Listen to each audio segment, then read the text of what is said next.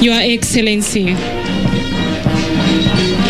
Your Excellency, as the mandate of the Prison Staff Training College to impart knowledge and skills to correctional officers on security, on matters emerging crimes, human treatment and rehabilitation, these fresh graduates from various universities were taken through a 13-month paramilitary training, which has seen them transform into professional prison officers, Your Excellency.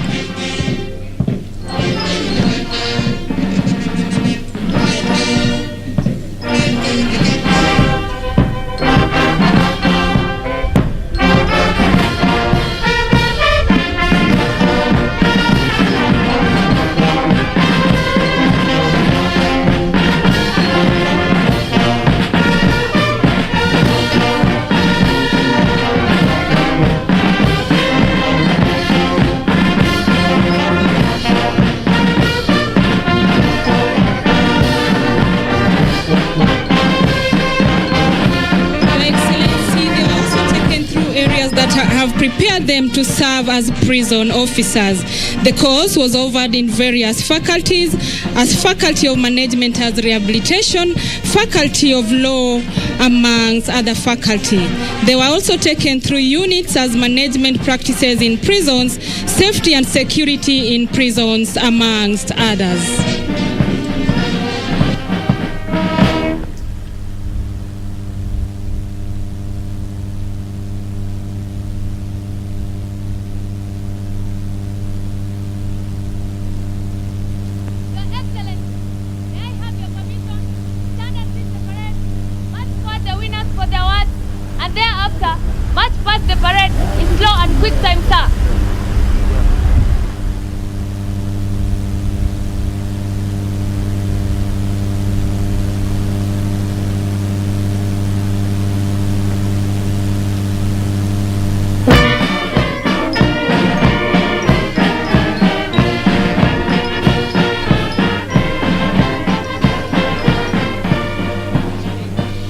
Naomba tusimame wote Mheshimiwa Rais anaporudi katika jukwaa kuu.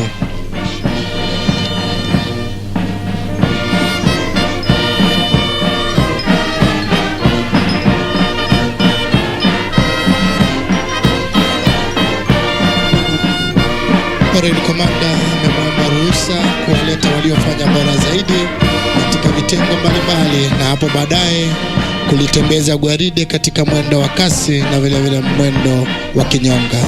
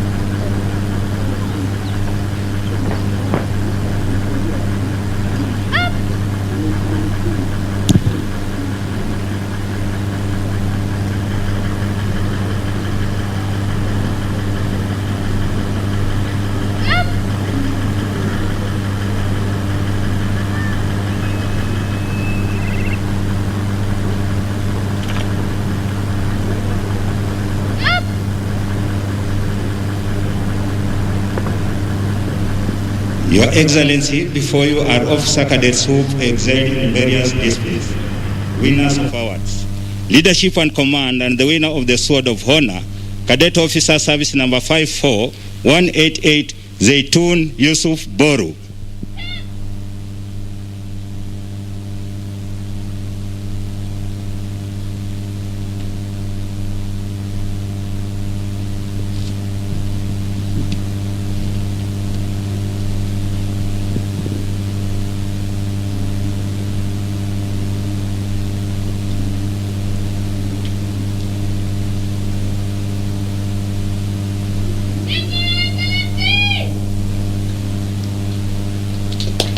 Your Excellency, leadership and command and the winner of the Commandant's Trophy, Cadet Officer, Service Number 54179, Johari Hamisi Johari.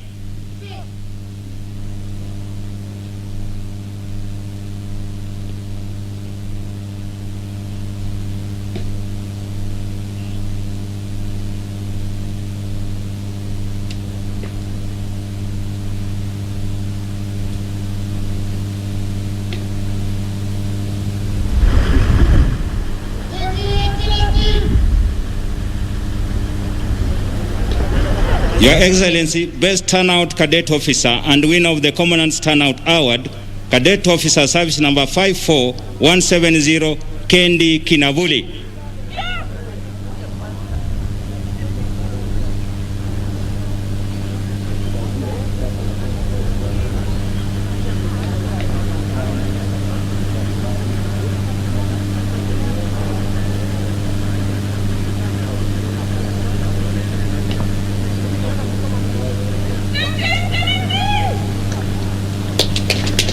Your Excellency, Weaponry and Tactics and winner of the Shooting Competition Award, Cadet Officer, Service Number 54221, Eston Maina Kamau.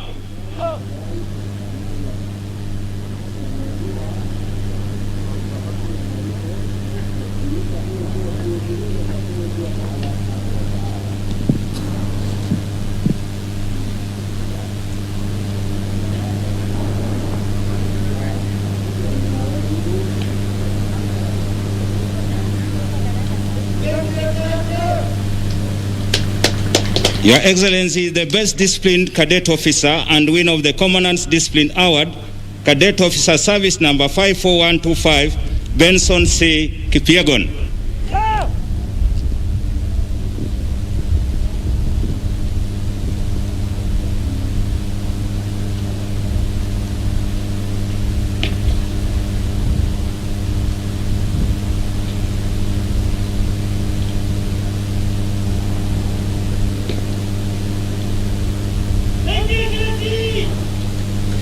Your Excellency, the Best Cadet Officer in Academic and winner of the Academic Studies Award is Cadet Officer Service Number 54183, Anastasia Wanjiru Beth.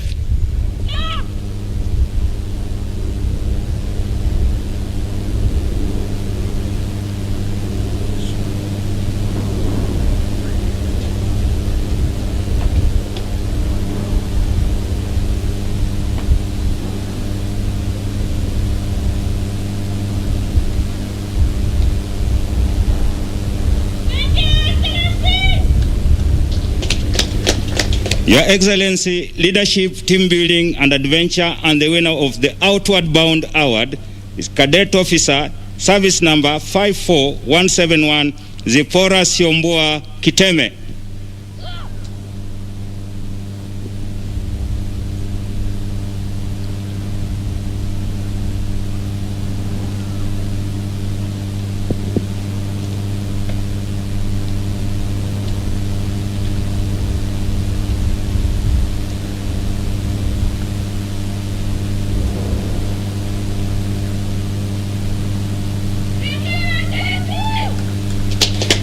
Your Excellency, the Best All-Round Cadet Officer in Order of Merit and winner of the Commandant's Award, Cadet Officer Service Number 54095, Felix Osango Osama.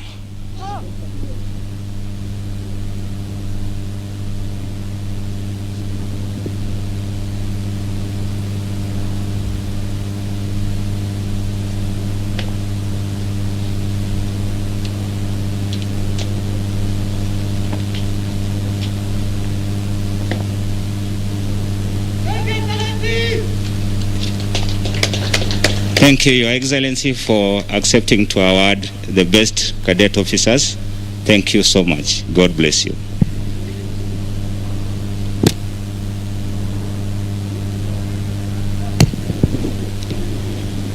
Asante, naomba kwa unyenyekevu tuketi tafadhali.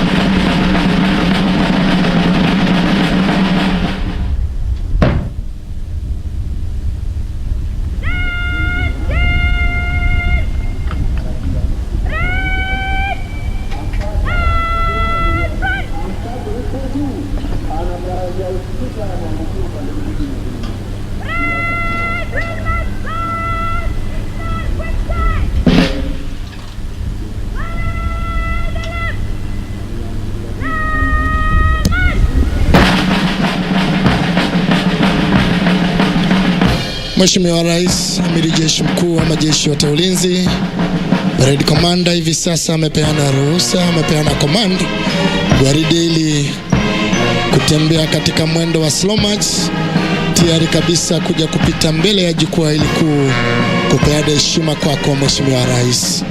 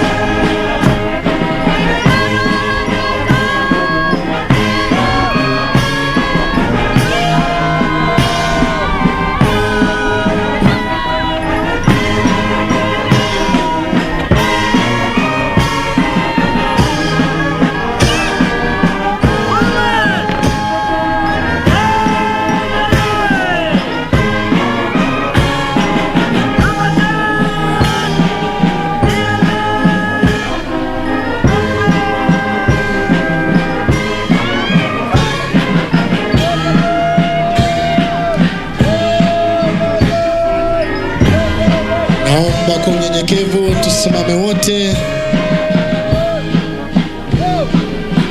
wanapopeana heshima kwake Mheshimiwa Rais.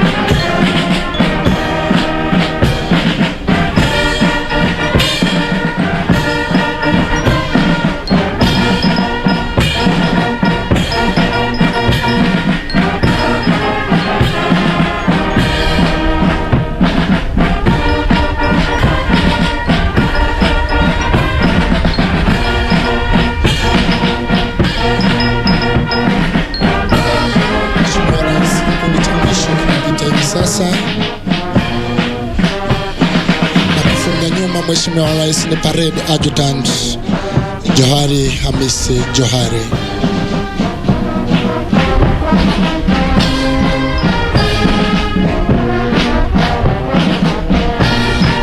Asante, naomba tuketini tafadhali.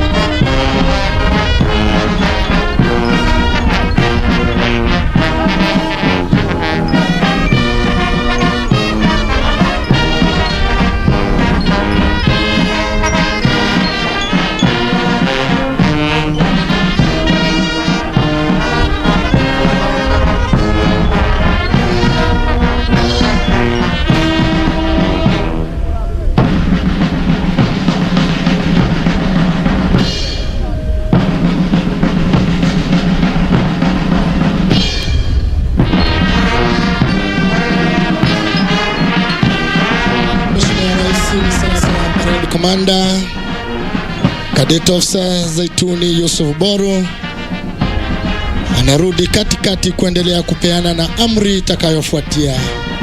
Mengi zaidi kwake mwenzangu Senior Sergeant Naomi. Thank you so much, Your Excellency. Today, the parade commander of the day, first ever female parade commander, Officer Cadet Zaitun Yusuf Boru, stepping back to the parade square to give the next command to 159 officer cadets to show the world-class kind of display that has been prepared for you, Your Excellency.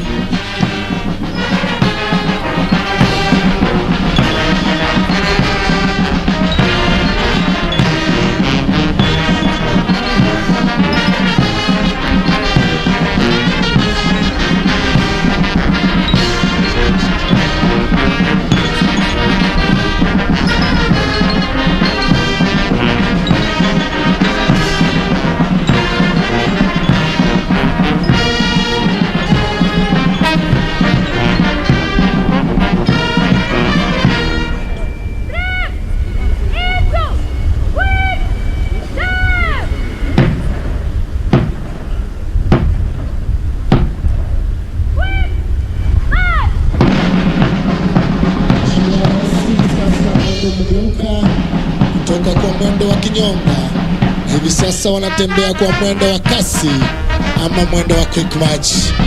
Brigade Commander amepeana amri, wakiwa wanarusha mikono hangani, wanajitayarisha kuja kupeana heshima kwako Mheshimiwa Rais.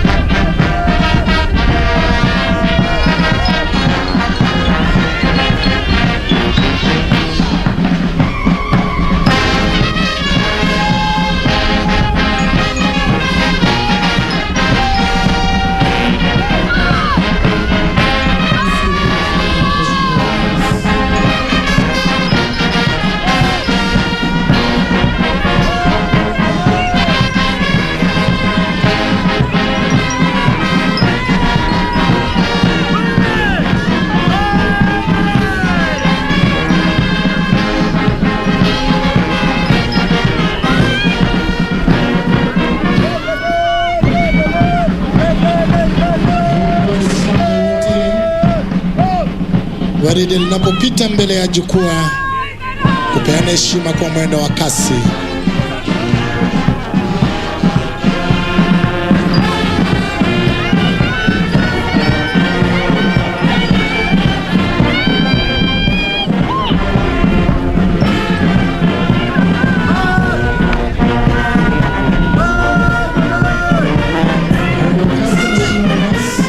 Mbele kabisa Parade Commander Zaituni Yusuf Boru. Kikundi cha kwanza Mheshimiwa Rais kinaongozwa na Cadet Officer Spora Siombua Kiteme.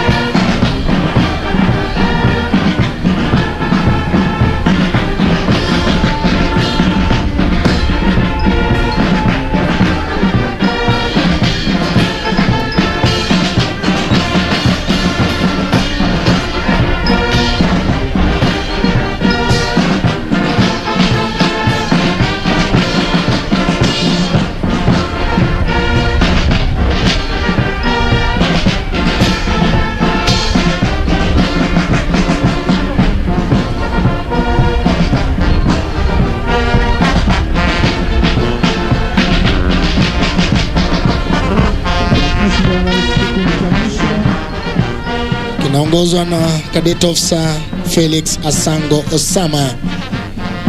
Nyuma ya kikundi Mheshimiwa Rais ni Cadet Officer Susan Wanjiku Kamau. Adjutant ni Johari Hamisi Johari.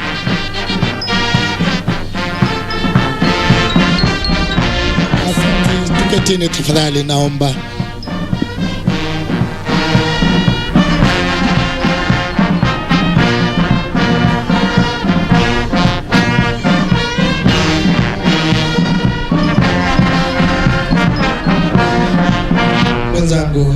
Naomi. Thank you so much, Your Excellency. It has taken teamwork, leadership of the entire State Department for Correctional Service and Kenya Prison Service, led by our Commissioner General of Prisons and Senior Assistant Commissioner General of Prisons, Madam Wanini Kireri, who is the commandant of this great institution, to to produce these brilliant and fresh cadet officers.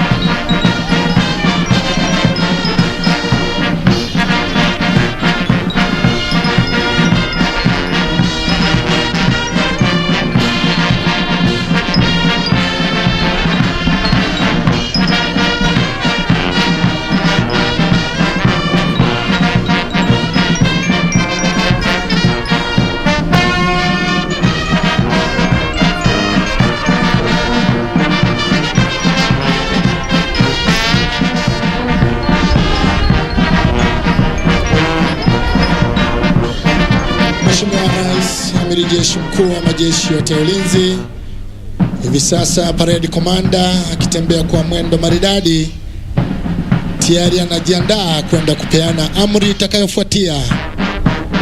Kujiandaa kula kiapo mbele yako Mheshimiwa Rais.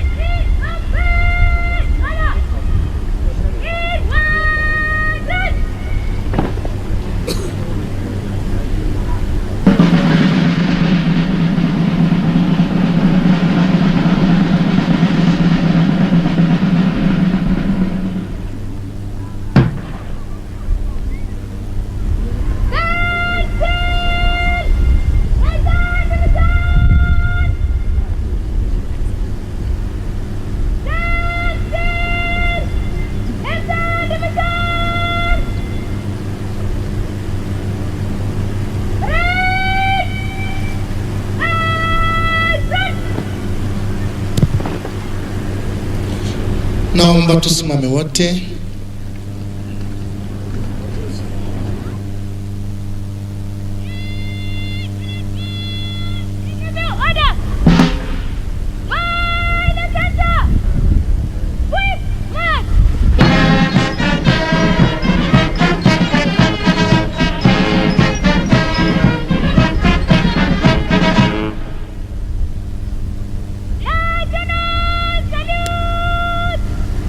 Preside!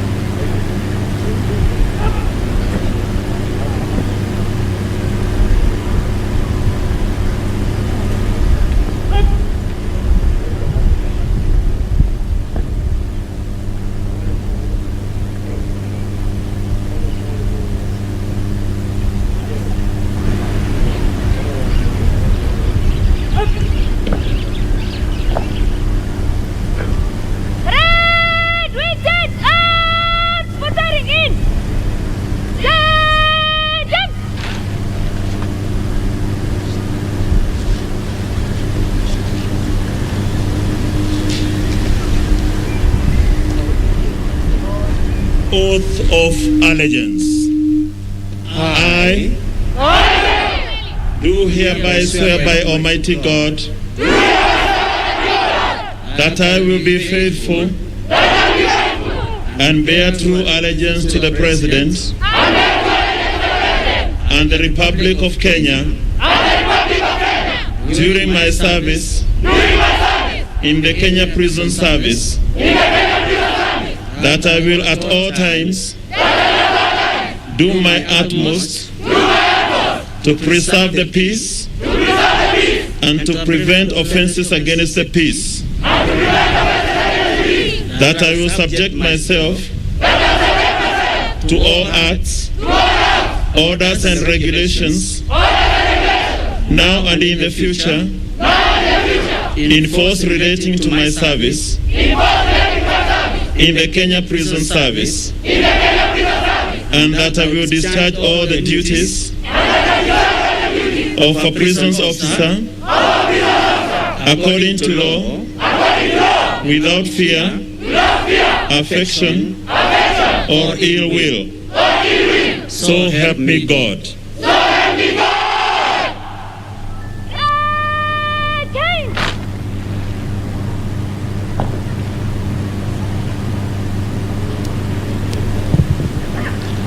Asante, naomba tuketini tafadhali.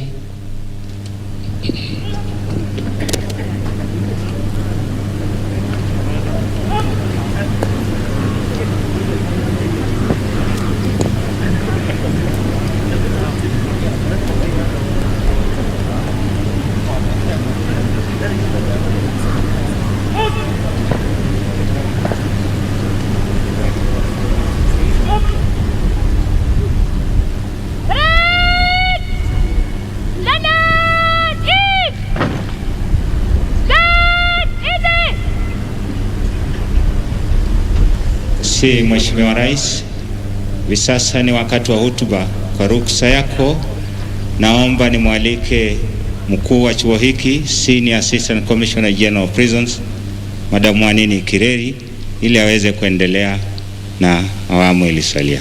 Thank you, sir.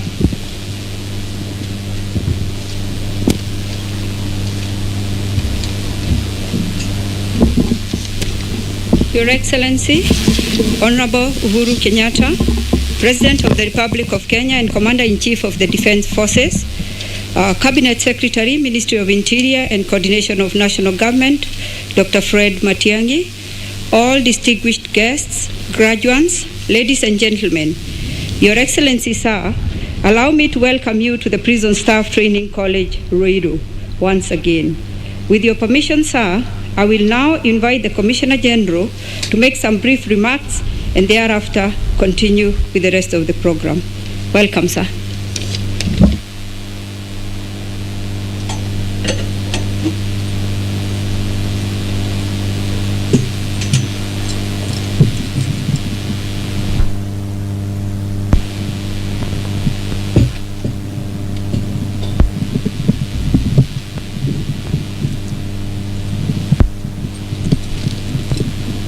Thank you.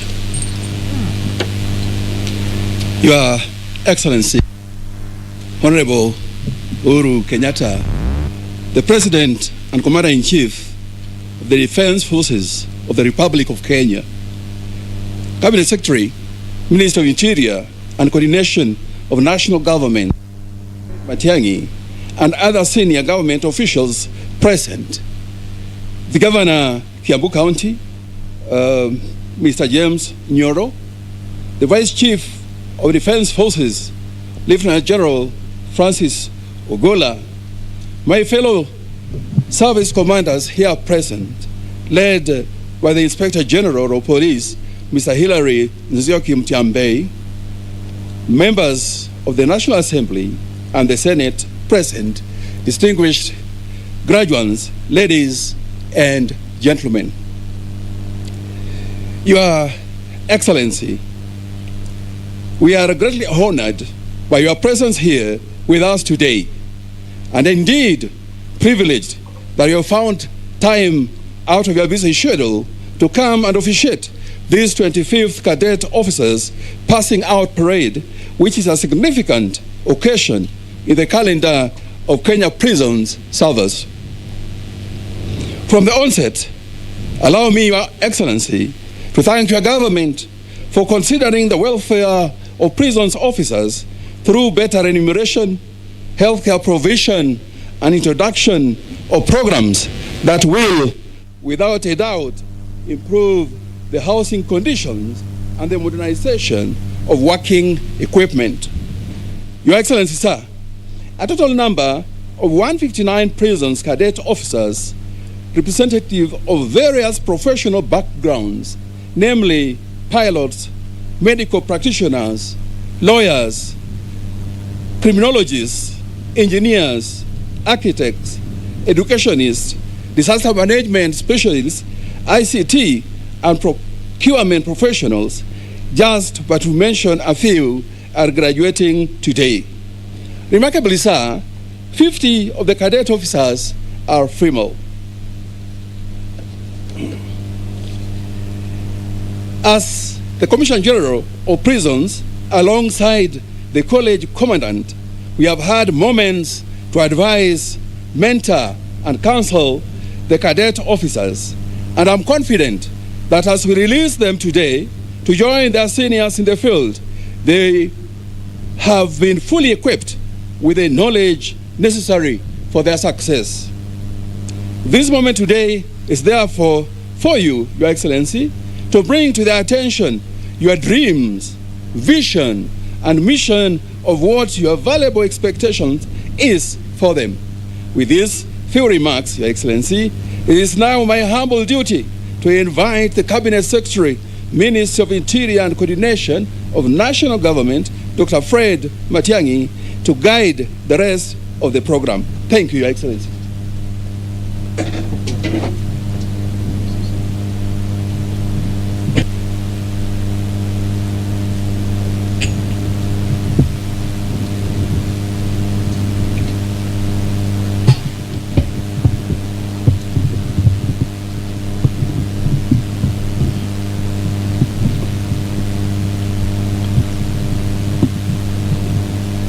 Your Excellency, the President of the Republic of Kenya, the Commander-in-Chief of the Kenya Defense Forces, my cabinet colleagues present here today, the various heads of our security agencies are present here today, the Commissioner General of the Prison Service, the Commandant, my colleagues from the Ministry of Interior and the Coordination of National Government, here present, led by our Chief Administrative Secretary, Madam Winnie Gushu, and my two colleagues, the PSS, Engineer Dr. Karanja Kibicho, and PS Sainab Hussein, our Principal Secretary for Correctional Services, distinguished guests, graduates, ladies and gentlemen.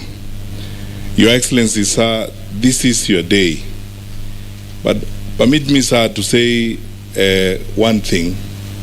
Basically, to express our gratitude, first of all, for the unique and rare opportunity you have given us to work with you as you are transforming our security sector. Today, we graduate a second class in the context of your transformation plan of improving the leadership and the capacity of the prison service in our country. This is happening also in the National Police Service.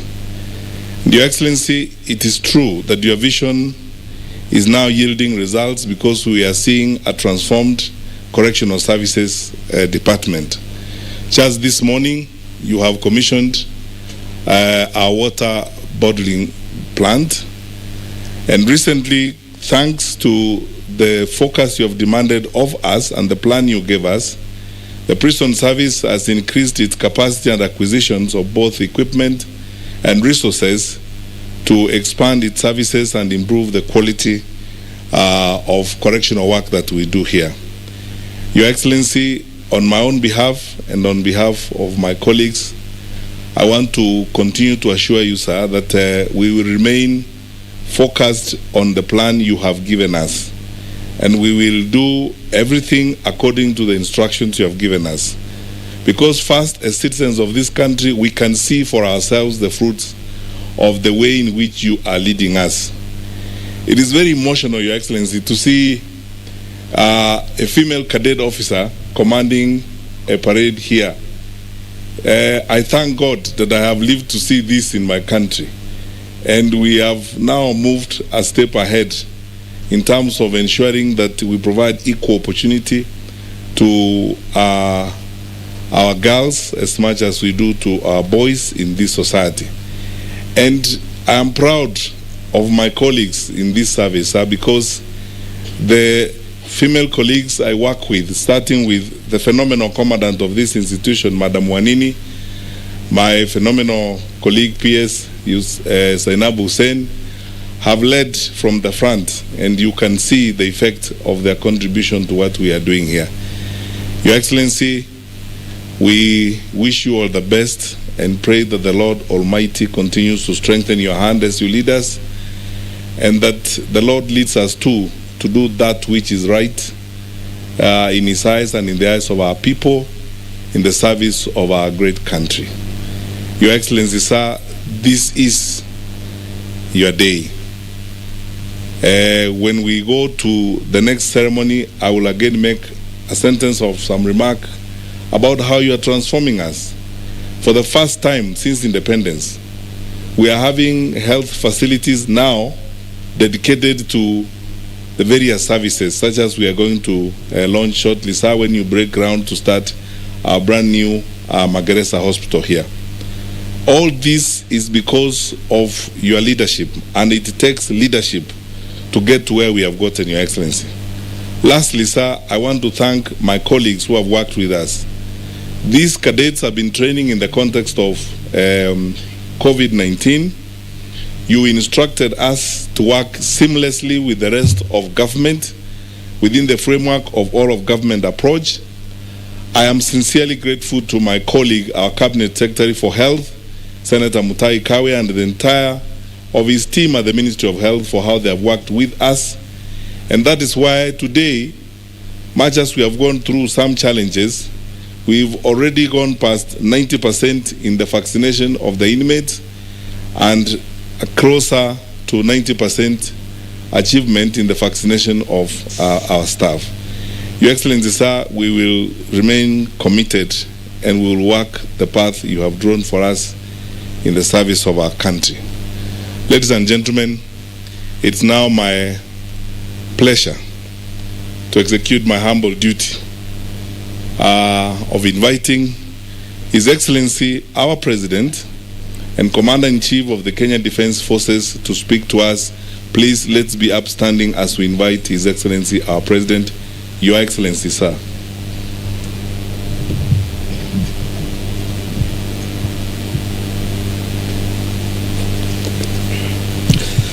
Asante sana. Please be seated. Thank you very much. Graduates, invited guests, ladies and gentlemen, it is my distinct honor today to be presiding over this prison cadets officer passing out parade. And today, we celebrate the end of a very rigorous training that has been successfully completed, despite, as has been said, the constraints arising from the COVID-19 containment measures. To each and every one of you, my hearty congratulations for your personal and collective achievements as the cohort that is graduating today. And let me also register my very deep appreciation to the trainers who have coached you, mentored you, and instructed you over the last 13 months of your training. Your tremendous effort has today borne bountiful returns. So, ladies and gentlemen, the advent of the Constitution of Kenya 2010 ushered a new dawn for every aspect of our national life, and correctional services were part of this. This national covenant demanded dignity for all citizens, and in that regard, we continue to steer institutional reforms of the Kenya Prison Service to meet the visions set under our new supreme law. A key plank of these reforms has been to reposition the service from being a mere custodial institution to a correctional facility. Indeed, under the leadership of the State Department and Ministry, the service now places greater emphasis on rehabilitation and reintegration and the reduction of the tendencies of convicted criminals to reoffend. We are undertaking this solemn national duty so as to support those of our citizens who offend the law to realize the impact of their actions on society and to instill in them the need to be responsible and accountable in their choices and actions and to make positive changes for the future. Indeed, to anchor the ongoing reforms where philosophically the place of incarceration has transformed from being that which seeks retribution to one that seeks restoration, rehabilitation, and reintegration. And as such, new services and their attendant skills are required of this institution. These include risk assessment and counseling, which is why my administration has continuously provided support in recruiting specialists, professionals, indeed as is attested by the cadet officers who are passing out today. These cadets who are passing out today are the latest addition in our quest to foster the capacity of the service in discharge of its national duty as a key institution in the criminal justice system. And in that regard, I urge each and every one of you graduating today to honor with fidelity the ethos of the service in all that you do.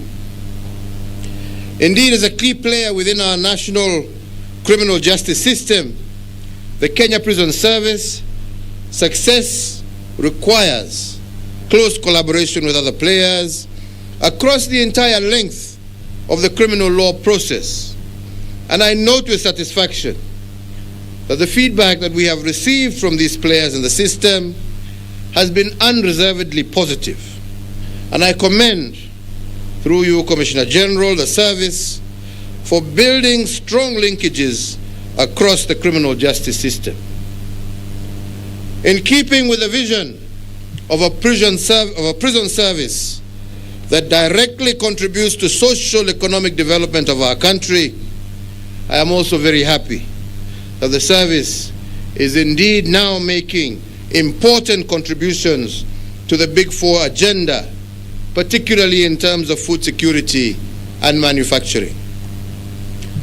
Currently, there are 1,400 acres under commercial maize production, and a maize processing plant with a capacity of 30 tons per day is under construction at Naivasha Prison. This maize plant will initially supply maize flour for inmate food and ration. Mwea Rice Farm is also being transformed into a model farm for rice production, with its size now being increased to about 200 acres. Farm machinery for production has been acquired, and a modern rice store and mill house has been constructed, while the procurement of a modern rice mill is also ongoing. Plans are also underway to produce certified potato seed at Nyandarua prisons. Livestock production has also not been left behind as part of this transformation by introducing pedigree dairy cattle at the Ngeria and Shukusha farms, together with an improved Boran beef herd right next door at Kamete Prison Farm. Other areas of reform include tea production at Kericho and Uruku prisons, vegetable production at Embu and Roiro prisons, sunflower production at Kisumu and Kibos prisons, and hay production in Geria and Shikusa farms. Currently also, you have a 13-acre tree nursery here at Uhuru Prison to support our move to 10% forest cover for our country. The prison industry also continues to play a pivotal role in support of this Big Four agenda. Today, we have launched a water bottling brand here at Ruiru. Government agencies and departments will also now be procuring their drinking water from the prison service, ensuring a lower cost and passing on this saving to our taxpayers. As part of this transformation, the prison workshops are also being revamped to modern workshops so as to continue training offenders in various industrial crafts and vocations, a critical aspect of rehabilitation and reintegration and the reduction of the tendency of convicted criminals to reoffend. The above are just a few examples that demonstrate that even though the offenders are within correctional facilities, they are not excluded from personal development and also can make valuable contributions to and achieving our shared aspirations. So, ladies and gentlemen, even as we focus on securing the restoration and integration of offenders, the well-being of our officers, supporting them has also been and remains a key area of focus for my administration. I am pleased to state that we have made significant progress in uplifting the benefits and standards of living of our officers and their dependents. We have revamped accommodation facilities, introduced comprehensive health care, and implemented continuous professional development that ensures that officers can upskill and improve themselves. This is in recognition of the fact that you are the frontline personnel who interact most with the offenders and therefore have the potential and ability to role model positive social behavior. To further enhance the medical and wellness infrastructure supporting the personnel of the service who undoubtedly bear the burden of duty and sacrifice, today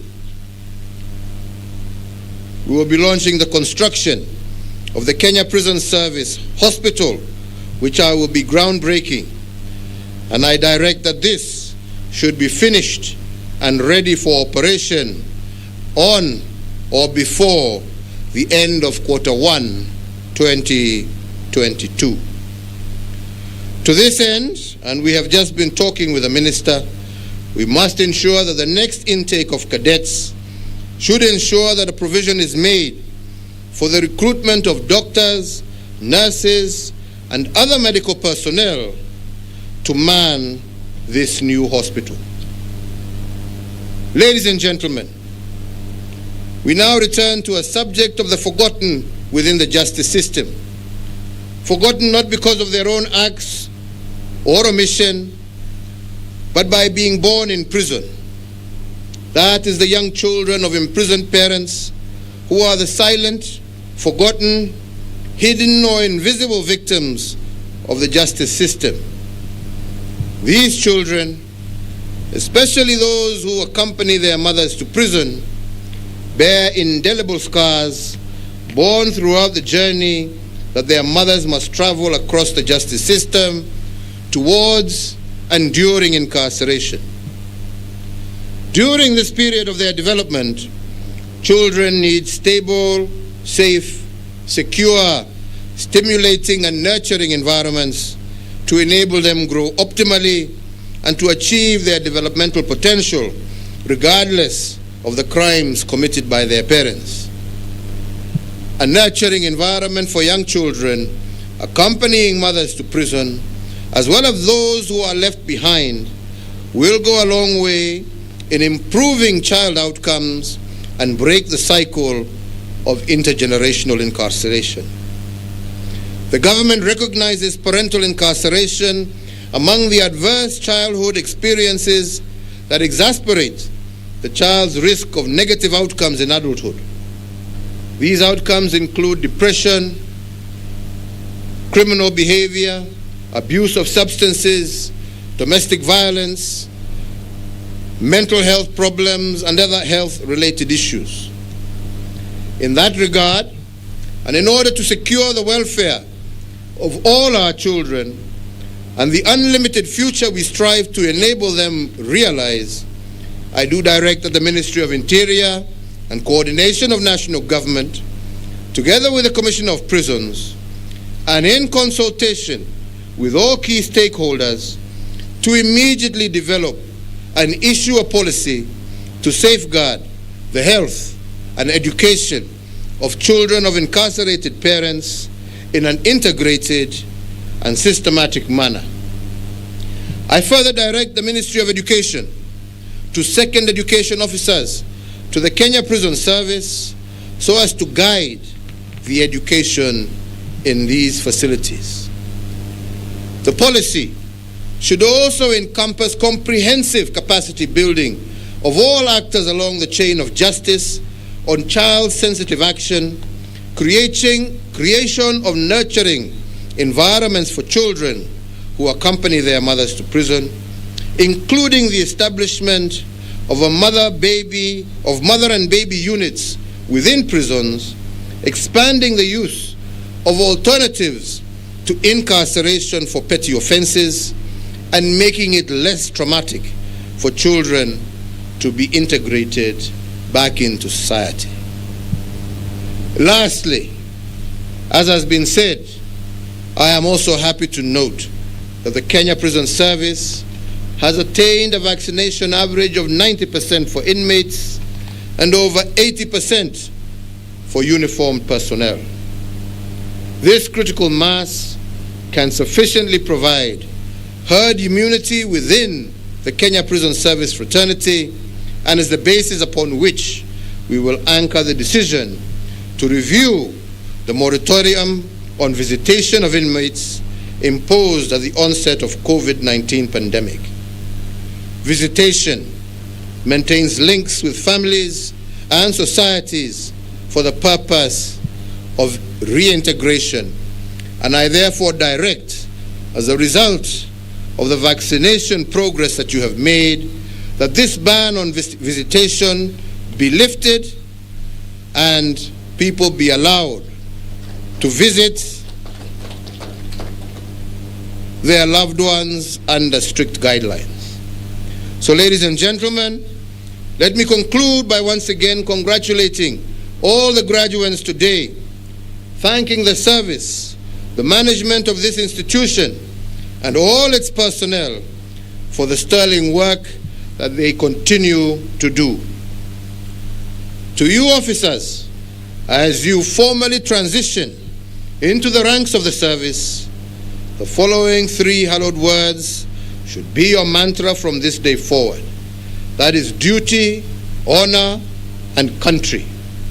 I wish each and every one of you all the best, and I urge you to discharge your duties with integrity, dedication, diligence, and a firm commitment to maintaining the high standards and excellent reputation that this service has built. Let me also say that for me it is also a personal, wonderful day that I have been able to inspect a guard of honor led by a woman. Hiyo ni kitu mzuri sana. Hongera sana, hongera sana, hongera sana. God bless you na walinde mkiendelea na shughuli zenu mbalimbali kutoka siku ya leo. Asanteni sana. Thank you.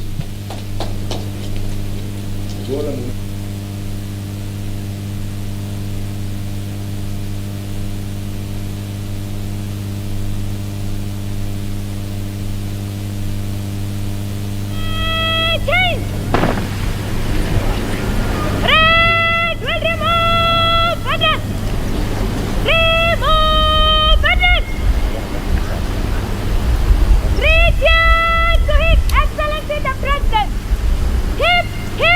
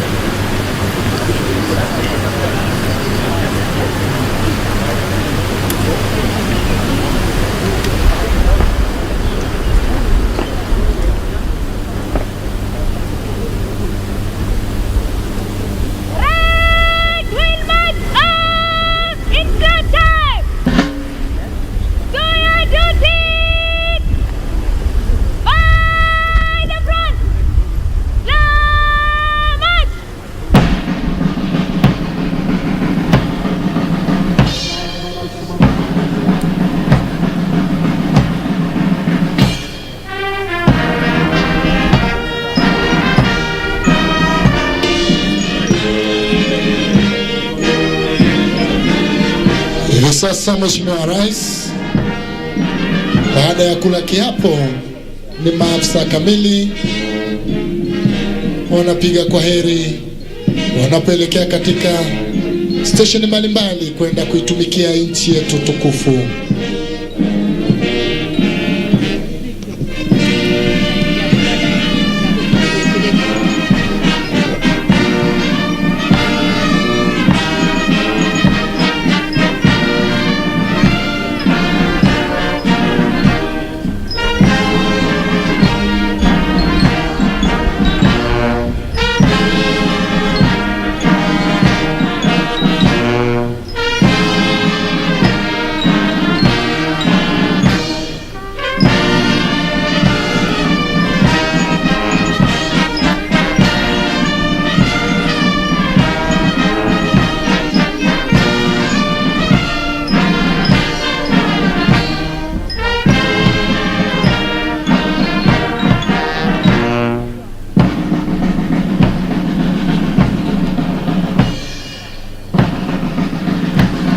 Your Excellency, these new officer cadets have been trained on various aspects which are going to improve service delivery within Kenya Prison Service.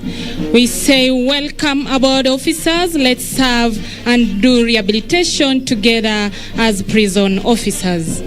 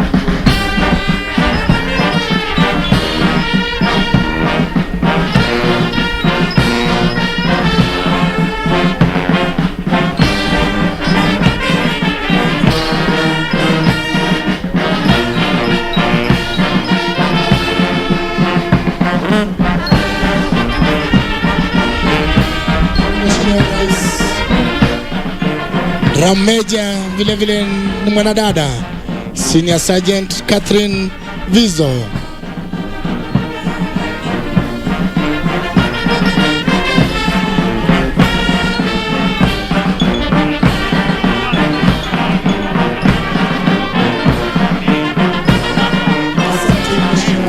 Naomba kwa unyenyekevu tuketini tafadhali. Bandi ikiendelea kutumbuisha Mheshimiwa Rais.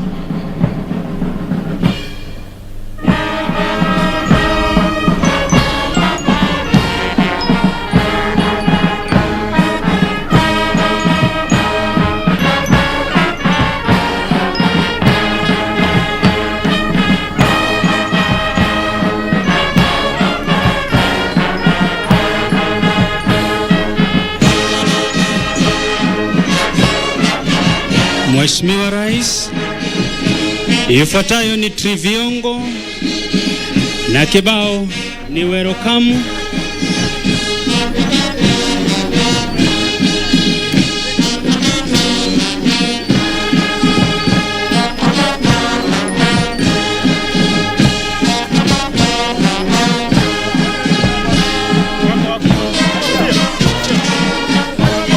Mheshimiwa Rais, kibao kinachopepea hewani kinajulikana kama viririnda.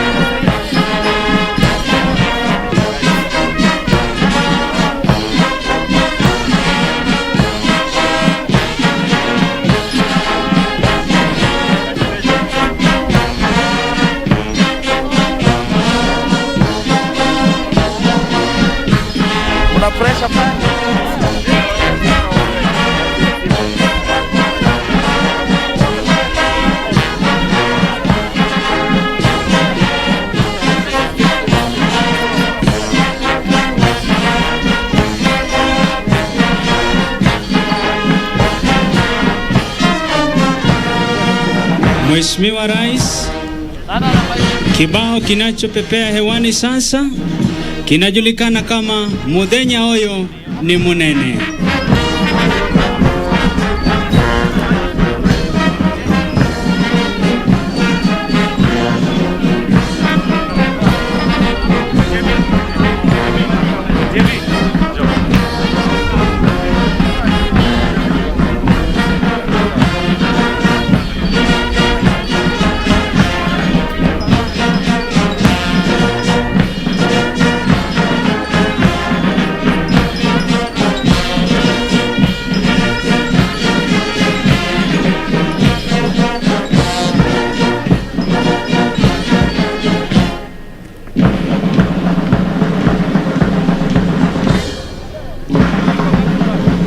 Mheshimiwa Rais, mwendo sasa umebadilika na kibao kinachopepea hewani kinajulikana kama Maijaber.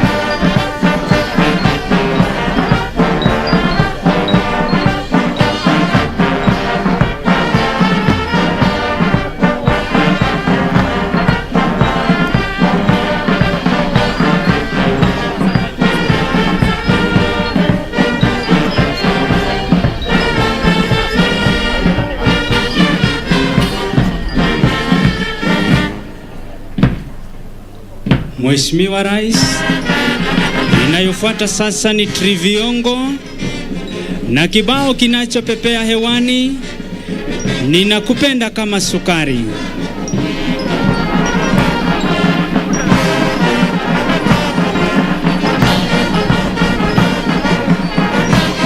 Mtunzi na mwimbaji wa kibao hicho anajulikana kama Juma Tutu.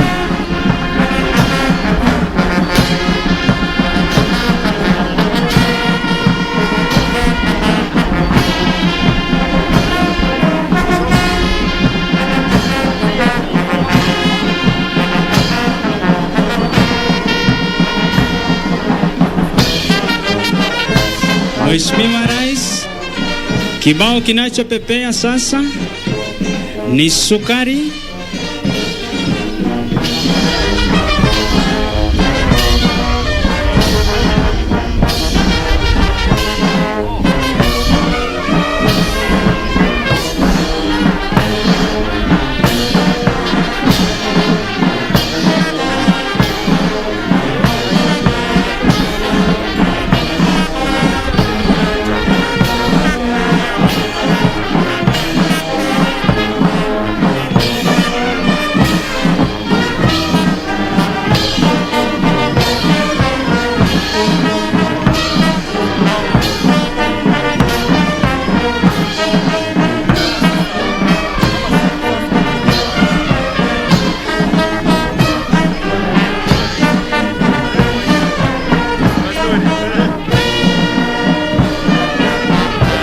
Mheshimiwa Rais, fataki inayopepea hewani sasa inajulikana kama Malaika,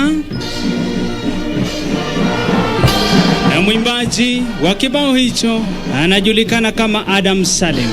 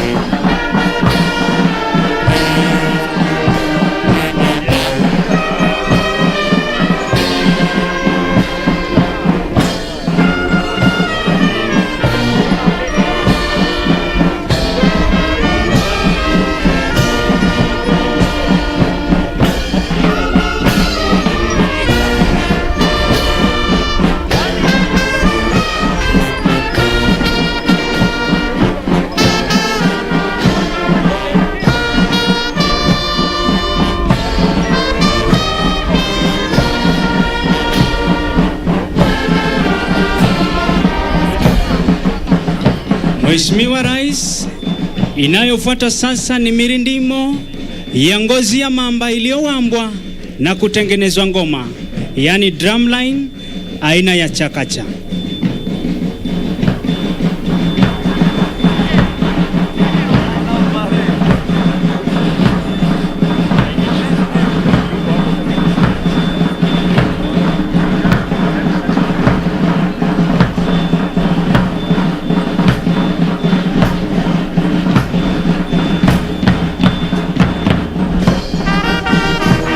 Mheshimiwa Rais, kibao kinachopepea hewani sasa kinajulikana kama Babokire Obanchani.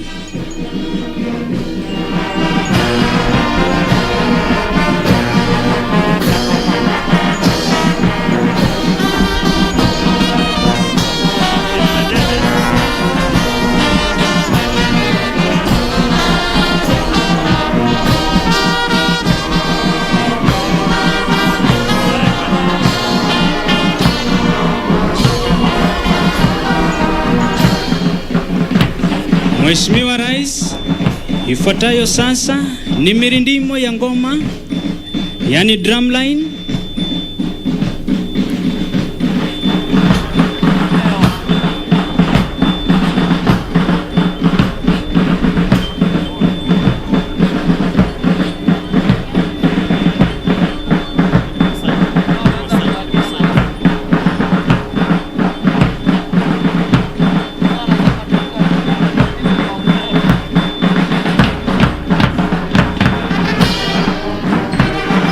Mheshimiwa Rais, fataki inayoleta sontima sasa inajulikana kama baikoko.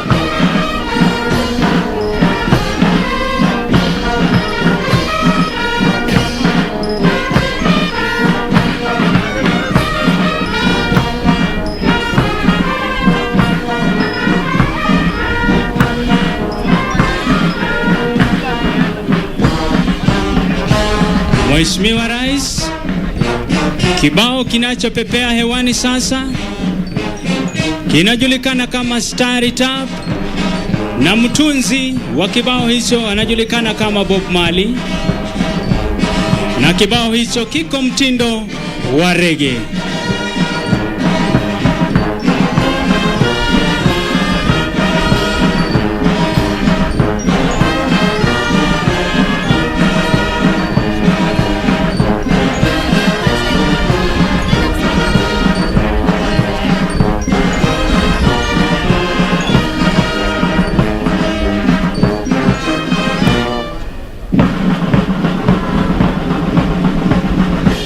Mheshimiwa Rais, mwendo sasa umebadilika, ni wakasi, na kibao kinachopepea hewani kinajulikana kama yokote.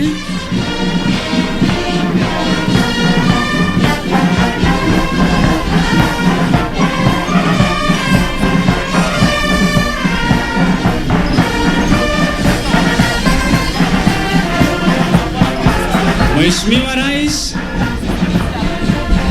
walivyopinda upande wa nyuma ni kuamanisha wako tayari kabisa kulikunja jamvi na kuweza kuaga rasmi uga huu, na ningependa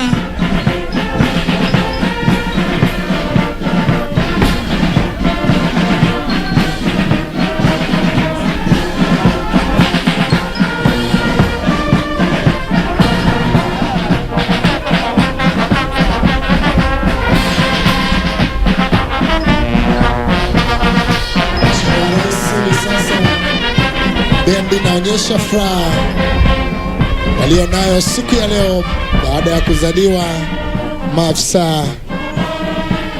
Naomba kwa unyenyekevu tusimame wote bendi inapofunga rasmi. Imekuwa ni siku ya furaha, Mheshimiwa Rais.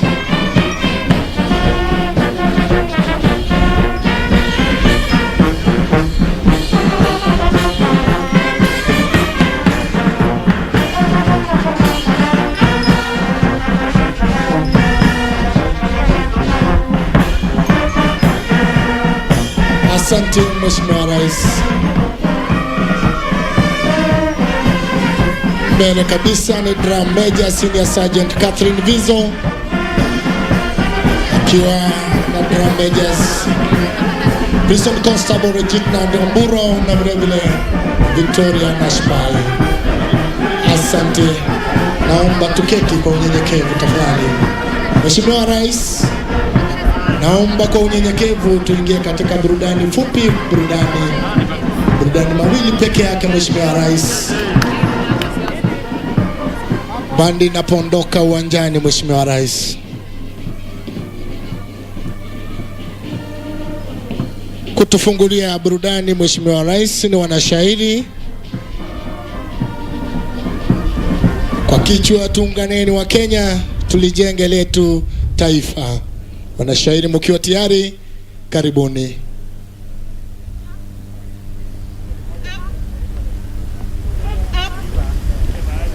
Karibu Mheshimiwa Rais. Karibu Rais wetu Uhuru Kenyatta. Magereza chuo chetu, mafunzo mazuri tumepata. Leo siku kubwa kwetu, furaha yetu na wazazi kupata. Tuunganeni wa Kenya, tulijenge letu taifa. Viongozi wengine mashuhuri pia nanyi karibuni. Mazingira ya chuo mazuri, kanuni za afya kutia maanani. Usafi ingiapo ni mahiri, juhudi zake Madamu Wanini. Tuunganeni wakupa, umetutoa sisi mbali, nasa maneno mazuri ulitupa. Tumatabaka mbalimbali, hakikisho la kazi kuchapa. Tuunganeni wa Kenya, tulijenge letu taifa. Zile agenda 4 Rais mpendwa alizoweka, mikono tushikane, wa Kenya mbali twatoka. Mbele sote tuone, ni faida kwetu kaweka. Tuunganeni wa Kenya, tulijenge letu taifa. Sio siri tena sasa, uongozi wako wapendeza. Unenayo si siasa, yaonekana miradi yapendeza. Huduma za kisasa, wageni waja kuwekeza. Tuunganeni wa Kenya, tulijenge letu taifa. Uchafuzi mazingira umeudhibiti. Ukabila, rangi, dini kudhibiti. Korona, saratani, ukimwi umedhibiti. Uchumi, biashara umekuza nishati. Pesa kwa wazee kuhimili udhibiti. Asante rais wetu kujizatiti. Tuunganeni wa Kenya, tulijenge letu taifa. Wakati jamu umefika, twendeni njia moja, tukatae kugawika, umoja tukauvunja. Vurugu tukiziweka, amani tutaivunja. Tuunganeni wa Kenya, tulijenge letu taifa. Kaditama tumefika, magonjwa hatari yapo. Tahadhari zote tukiweka, maendeleo yatakuwepo. Kenya yetu yasifika, kwa uzalendo, upendo kuwepo. Tuunganeni wa Kenya, tulijenge letu taifa. Shukrani. Tuwashangilie kwa makofi. Asante sana kwa shairi tamu kabisa. Tuunganeni wa Kenya, tulijenge letu taifa. Mheshimiwa Rais, burudani la mwisho ni kutoka kwa Heavy Duty, bendi ya Heavy Duty, na wimbo ambao umetungiwa wewe Mheshimiwa Rais, Mr. President. Mkiwa tayari, Mheshimiwa Rais, karibu.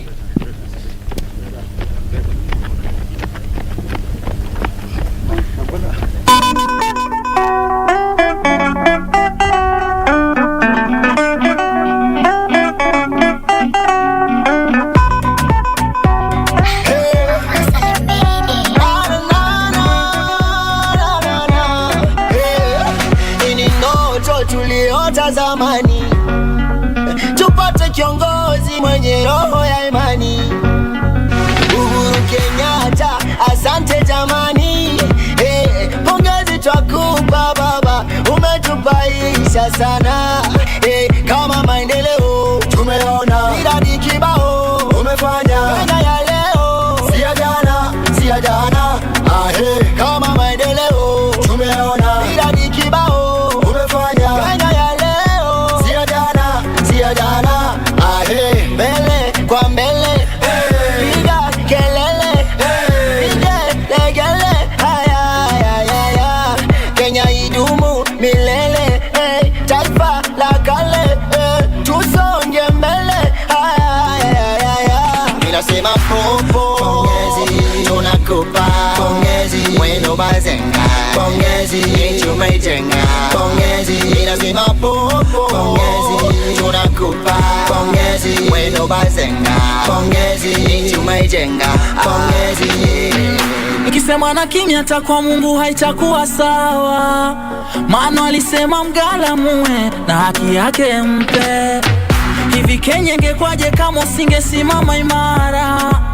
Inadhihirisha unaweza, Kenya isonge mbele. Taifa umeliunganisha, amani metanda, hakuna vita vya matabaka. Tushasahau zamani, ufisadi umepiga vita, umeshaupiga randa. Unaweza sitokuficha, Uhuru Muigai wa Kenyatta. Naiona ile port kule Lamu, SGR sote twaifahamu. Umeikuza sana elimu wewe, afya bora umetuletea, usalama uliobobea. Rais umejitolea, tuna kiwanda cha silaha. Sema na kutenda, kiongozi wa kweli. Kazi kwa vijana, kiongozi wa kweli. Masomo ya bure tumeiona, kumbe ni kweli. Tumeiona barabara bora, tumeiona, kumbe ni kweli. Masomo ya bure tumeiona, kumbe ni kweli. Tumeiona barabara bora, tumeiona, kumbe ni kweli. Ninasema popo, pongezi, tunakupa pongezi, mwendo bazenga, pongezi, tumejenga, pongezi. Ninasema popo, pongezi, tunakupa pongezi, mwendo bazenga, pongezi, tumejenga, pongezi. Ele presidenti, kwanzia ushike usikani, Kenya iko different. Go mbele, mimi kama resident, na yaona makubwa yafanyika kila county. Umeme connection kila kitaa, bypass kazote pita. High class shule zetu za pita, yanateleza kwa reli kwenda kitaa. Corona janga lilitua, na hukusita kuchukua hatua. Ufisadi ukaua, hivi sasa tupiga hatua. Tunakupenda Uhuru baba, tunakupenda. Tunakupenda Uhuru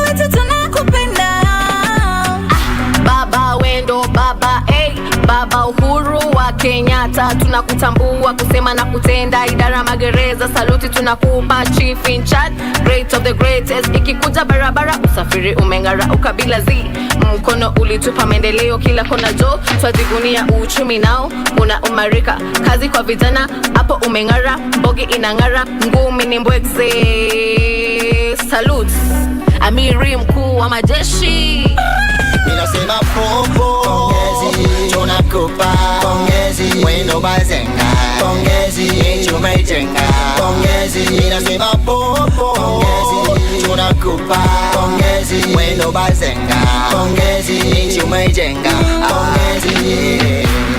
Umesema mengi umetimiza, hujawacha kamwe. Uhuru Kenya yetu yapendeza, mbona tusiseme? Umejenga Mbita bridge, iko fresh goody goody. Green in Kenya imeweza, twaiona. Kenyatta Stadium iko fiti, michezo ipo goody goody. Dry port Naivasha twaiona. Masomo ya bure tumeiona, kumbe ni kweli tumeiona. Barabara bora tumeiona, kumbe ni kweli. Minasema popo, pongezi, tunakupa pongezi, wendo bazenga, pongezi, tumejenga, pongezi. Minasema popo, pongezi, tunakupa pongezi, wendo bazenga, pongezi, tumejenga, pongezi.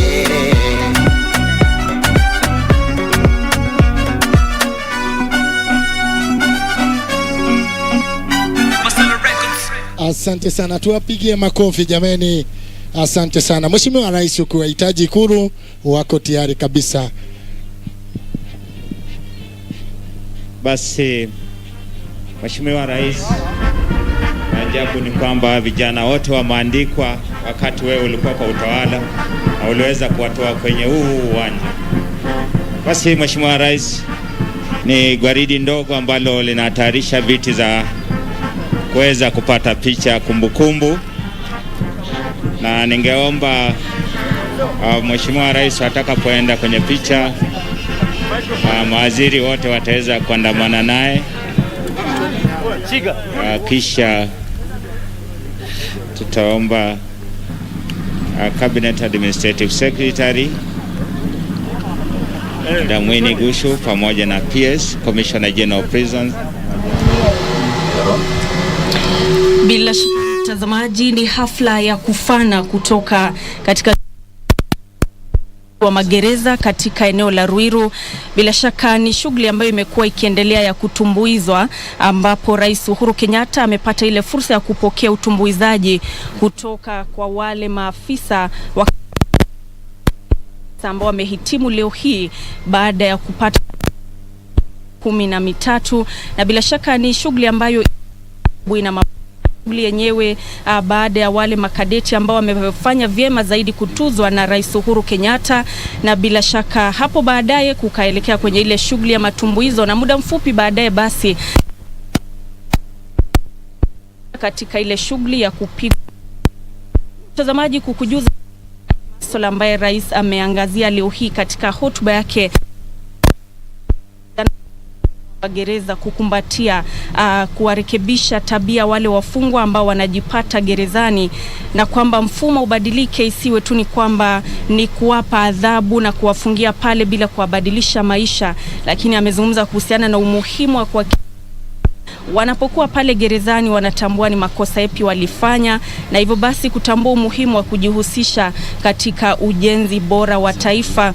Na bila shaka akaangazia zile shughuli ambazo wale maafisa ama wale wafungwa wamekuwa kijihusisha nazo, kama vile masuala ya kilimo katika zile juhudi za ujenzi wa taifa, na kuhakikisha kwamba wanajihusisha katika utekelezaji wa agenda 4 kuu za maendeleo, mojawapo ikiwa ni kuhakikisha kuna chakula tosha. Na hivyo basi Rais Kenyatta amezungumza pia kuhusu ule umuhimu wa kuhusisha wale wafungwa katika njia mbalimbali, na hata hivyo akazungumza kuhusiana na hospitali ambayo itakuwa inazinduliwa hivi karibuni ama muda mfupi ujao katika kituo hiki ambayo itakuwa ni hospitali ya wahudumu ama huduma za gereza, na itakuwa inafunguliwa hapa katika kituo hiki cha Ruiru.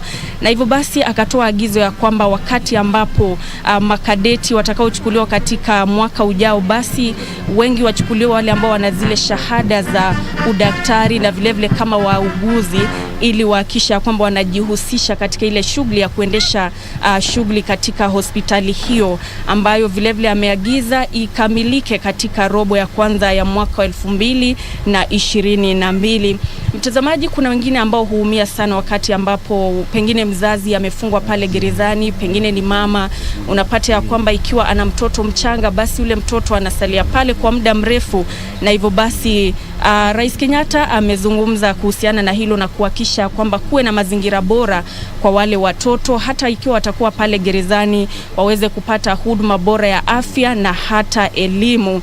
Na vilevile akatoa wito ya kwamba ile wizara ya elimu ishirikiane na washikadau mbalimbali ili kuhakikisha kwamba hayo yote yanatekelezwa.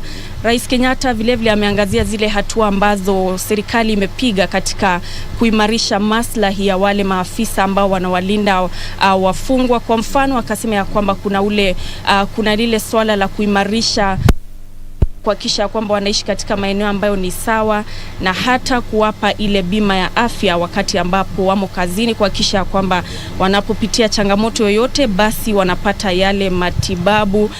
Tukisalia kwenye hao masuala ya afya, ni kwamba kufikia sasa hatua mbalimbali zimepigwa katika kuwachanja wale walio magerezani. Kwa mfano, 90% ya wafungwa humu nchini kufikia sasa wamechanjwa, na vilevile 80% ya wale maafisa wa kuwalinda wale wafungwa vilevile wamechanjwa. Hivyo basi ni zile tu hatua mbalimbali ambazo Rais Kenyatta ameziangazia, na vilevile umuhimu wa kuhakikisha kwamba wanawake wanapewa nafasi sawa katika hafla kama hizi. Manake leo hii tumeshuhudia wanawake wakipata fursa mbalimbali za kuongoza vikundi mbalimbali katika shughuli hii ya kuhakikisha kwamba ya kuhitimu kwa wale makadeti 159.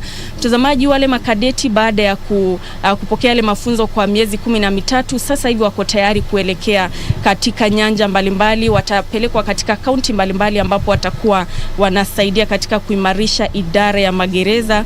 Kumbuka ya kwamba wamepokea mafunzo kuhusiana na njia za kuwashughulikia wafungwa, uongozi wa magereza, usalama, kuwashughulikia wafungwa vijana ama wale ambao ni wachanga, masuala ya kukabiliana na ugaidi, masuala ya jinsia, matumizi ya silaha, miongoni mwa mengineo. Na bila shaka leo hii hafla imekuwa ni tofauti ikizingatiwa kwamba kunalo janga la COVID-19.